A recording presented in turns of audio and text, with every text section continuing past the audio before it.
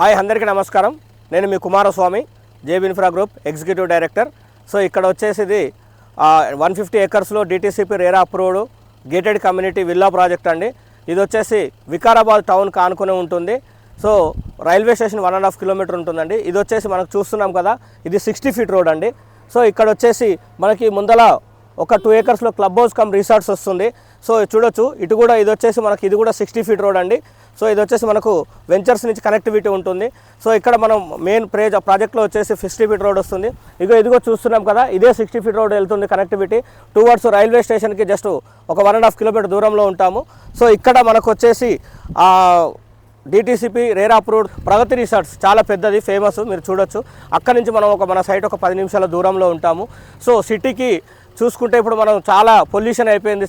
City అవుట్కట్స్లో చూడడానికి అందరు ఇంట్రెస్ట్గా చూపిస్తున్నారు, ఇన్వెస్టర్స్ కూడా. సో కాబట్టి మనం సిటీకి అవుట్కట్స్లో ఎయిర్పోర్ట్ నుంచి వచ్చేసి మనకి ఇక్కడ ఒక 40 మినిట్స్ దూరంలో ఉంటాము. సో రైల్వే స్టేషన్స్ కావచ్చు, ఇప్పుడు మనకు నెక్స్ట్ బుల్లెట్ ట్రైన్ వస్తుంది.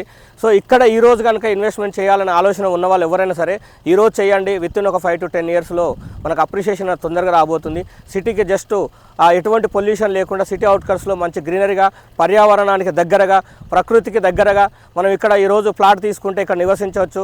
ఏముందంటే ఇక్కడ నుంచి జస్ట్ మనము కోకాపేటకి 4 మెలోడీ సాంగ్స్ వినేలోపు కోకాపేటకి వెళ్తాం సార్. హైటెక్ సిటీకి ఒక 5 మెలోడీ సాంగ్స్ వినేలోపు వెళ్ళిపోతాం సార్. సో ఏముంది సార్, జర్నీకి ఇంపార్టెంట్ కాదు, మన హెల్త్ ఇంపార్టెంట్.